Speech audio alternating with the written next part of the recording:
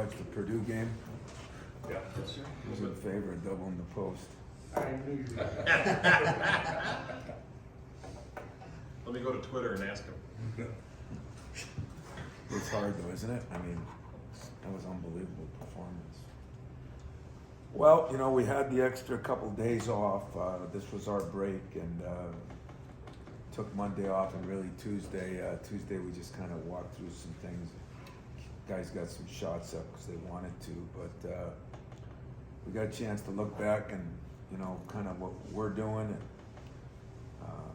happy to say that Malik has made some more significant progress where he'll practice full now today, and I'm hoping we're over the Jaden hump that he had to go through.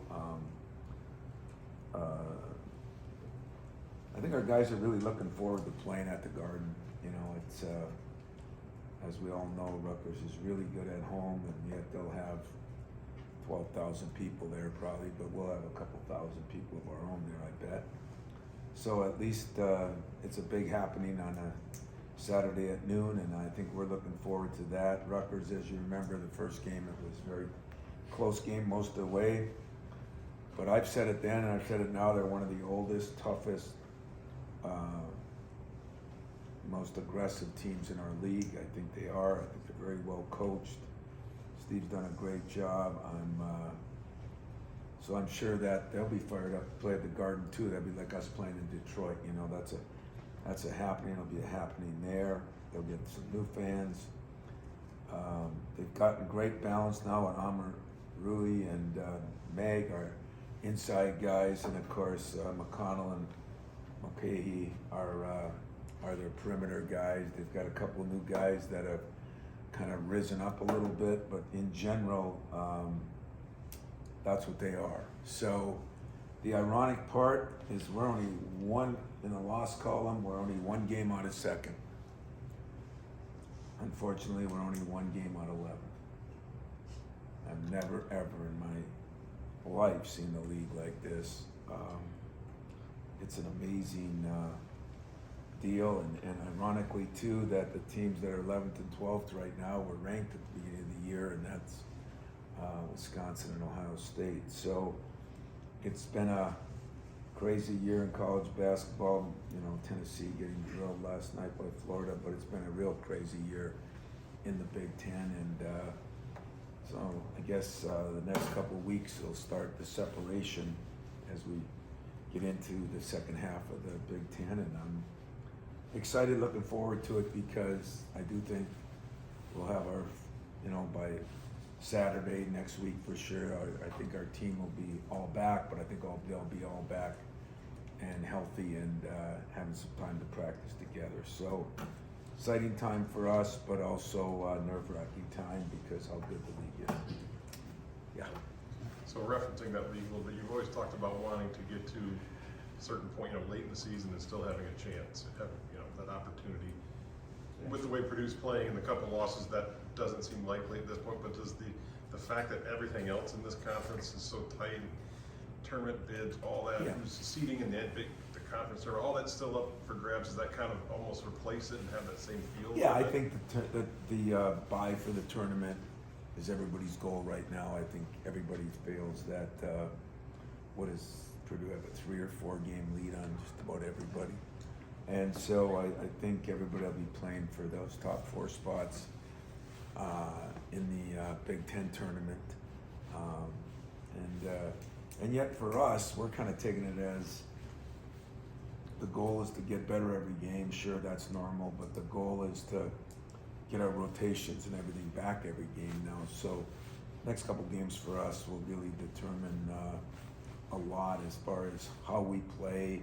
We've had different coverages for different things because of, like, one of the things we did, Purdue, we doubled more with the guard than we did with the big because we didn't think we could, you know, handle things inside on the weak side with Malik back, but playing on the perimeter, we'd be able to do some of that. So we're trying to get some of our coverages back too, and the way we were doing it. But yeah, I think most people would agree that I don't know if anybody's going to catch Purdue at all. They have a big game this weekend, I guess, against Indiana. If they get by that, I'm not sure anybody will catch them. Would you rather be playing at the Garden than the Rack? Would I rather be playing at the Garden than the Rack? Yeah, I would rather be playing at the Garden than the Rack for two reasons. Number one, the Rack is a tough place to play. We all know that. But number two, I think the Garden is an exciting place to play for college athletes. You know, I think everybody wants to play there. Number three, I guess if there's a third, you know, I'll bet you we'll have 4,000 or 5,000 fans there. You know, I mean, it's Michigan State will draw well, but it's part of the reason. I don't know, what is it, hold 20, 19, 20,000. So I bet you we'll have some of that. And God, Fred, you tell your wife you're in this press conference. But anyway, The sun rises and Fred's phone goes off. It hasn't happened all year. I'm just wondering, your coaches coached 1,000 years in every venue, including 2 aircraft carriers. If the Garden is any big deal to you, or is it just two hoops and a leather ball? you know, I'll be honest with you, the Garden still is a big deal, but the thing about the Garden being the Mecca and why all these pro players, more so than anybody, just look at the Garden. The pro players and Mex, those are the two people that, the two sets of people that just live, eat, and sleep the Garden. You know, the Garden, if you talk to any pro player, from Michael Jordan to LeBron to Kobe to Dwayne Wade to Magic Johnson to, any of them, they'd all say the Garden. And yet I think in college, the Garden got famous because of the Big East tournament, but if the pro guys like it, the college guys are gonna like it. So for me, there's some really cool things about the Garden when you walk through the pictures, the celebrities that have been there, the singers, the bands, the different things besides the athletic side of it is really cool. When you ride up the elevator, that's kind of has garbage in it, and there's some things that are really kind of funky too. So it's both ways, but I'm excited to go there. I mean, it is a happening. It's not everybody gets to play in the Garden, and I do think it's something that our players are looking forward to. Todd. Oh, sorry, Chris. I know, just watching Rutgers last night, just the things that they've done defensively with the zone, trapping, pressing everything.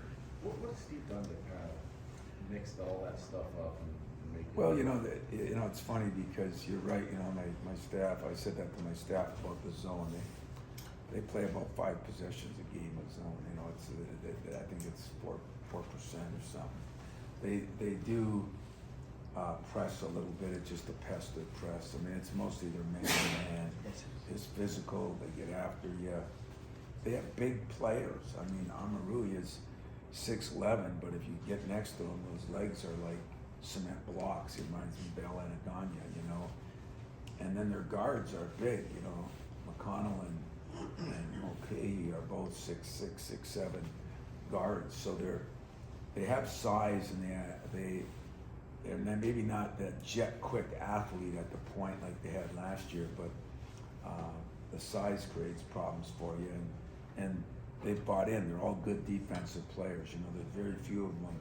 If there is a weakness, it might be their 3-point shooting, but their defense. In fact, the kid, their best shooter, is second in league in steals, the white kid, and he's.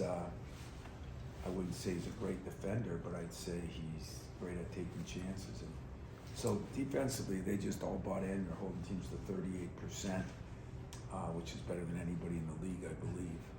And I think that's half of it. The zone, so. The press, I think can be, but I don't think they turn people over a ton. I think it's just the physical nature. They rebound pretty well. They get after you. I mean, offensive rebounds, they go. If you remember here, they had 18 on us. So that's one thing we have trying to work on to clean up. You mentioned Malik kind of coming around, and obviously they got the 5-day rest. What do you hope to kind of be able to do now that your team's a little more rested and everybody's there?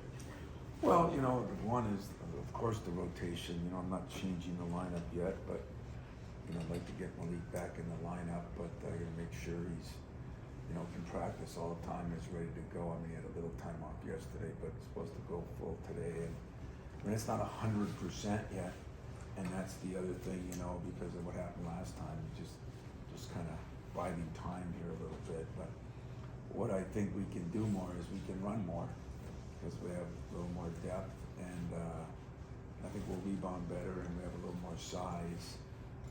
Sometimes we can post him, which hopefully will get us to the free throw line a little bit more. And what I'm learning is, what I really missed about Malik, he's really good putting the ball on the floor, and he's really good passer. So I think that'll open some things up too. Rutgers was impressive again last night, and you didn't just jump on the bandwagon with this coach. If I remember, you liked him from day one. Is it just the toughness in his team, or what is it? That's very true. Thanks for giving me credit on that, Fred. But I did say after the first time we played him, he was a good guy. Meetings, he's asking questions. He wanted to be on. Everybody's meant for some place, and to me, he's meant for Rutgers, and just his demeanor, the kind of players they can get there. And he's just kind of steadily improved, but he's stuck to what he does. He's a good defensive coach. They do some things offensively, but they're very solid defensively. They get out and run, but I wouldn't call them a great fast break team. I'd say they're a very solid and steady team, and that's kind of the way he is. Coach, with Tyson being one of your more consistent players this year, really running the team when you guys went to Penn State, Hogard, had a big crowd there and he really took control. Are you expecting that same performance from Tyson this weekend?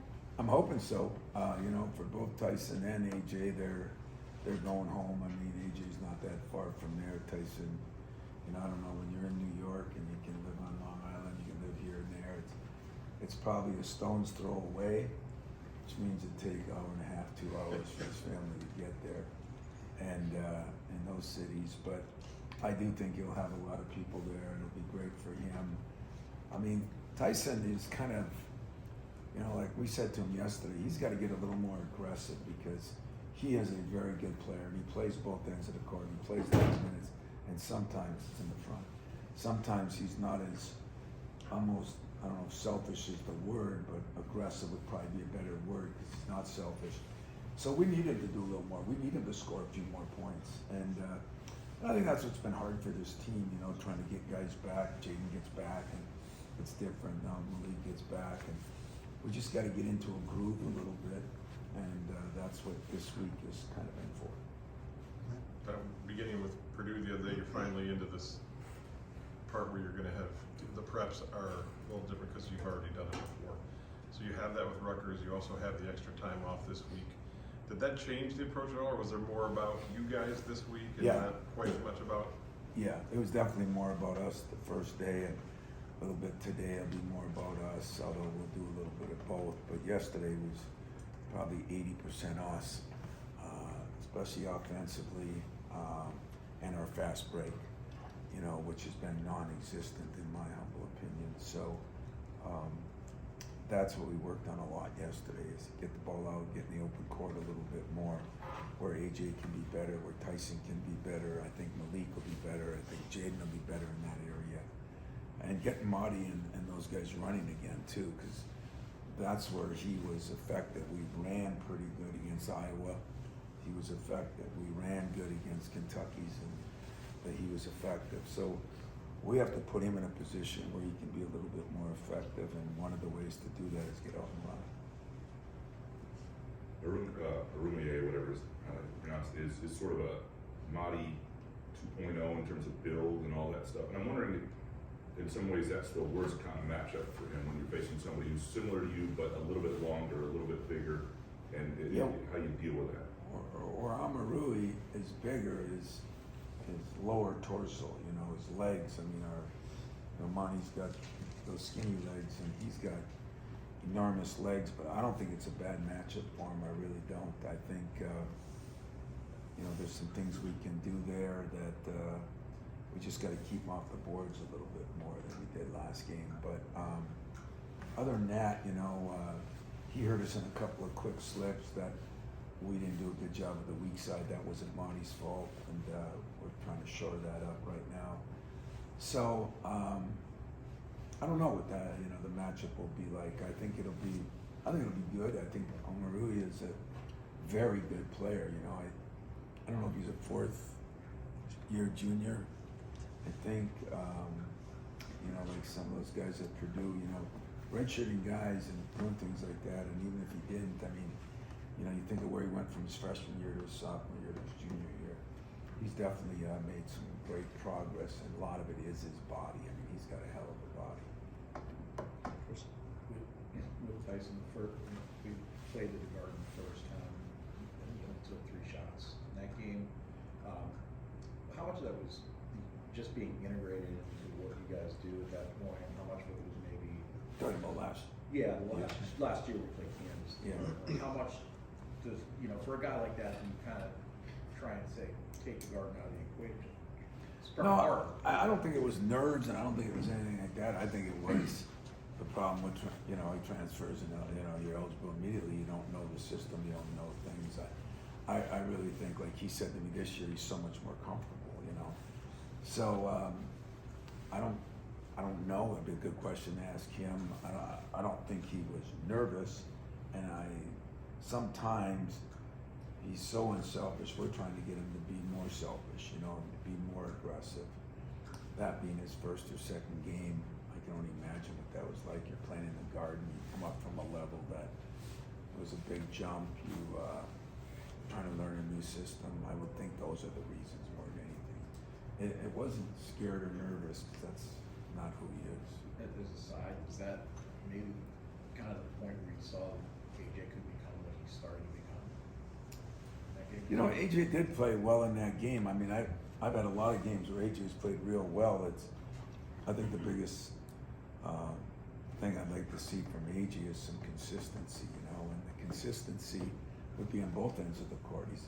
AJ could be one of the best defensive players in the whole league, and I do think the area that he would be the best in would be the open court, because he can push it. He's strong enough to get to the rim, and he's smart enough to hit other people.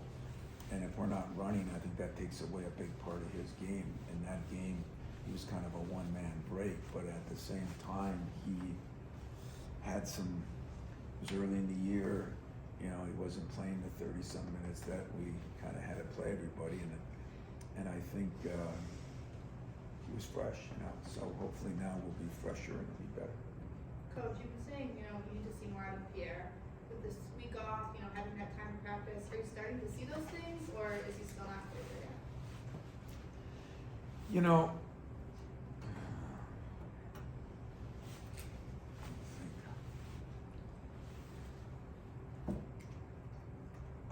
I really mean this. I think Pierre Brooks still has a chance to be a very good player. He can shoot it. He's got strength. He's got a decent basketball IQ. He does spend time on the game. But to be a player, you got to spend time in a lot of different areas, and you don't get that in a week if there's things that you haven't done. And so, I think him figuring out what he needs to do to be successful is as important as anything else, because we need him. We want him to be successful. I think he can be. It's whether on a day-to-day basis, day in, day out, you take care of the things that you need to do to play. That's about all I can say. And I don't think he's done that quite like he needs to, but at the same time,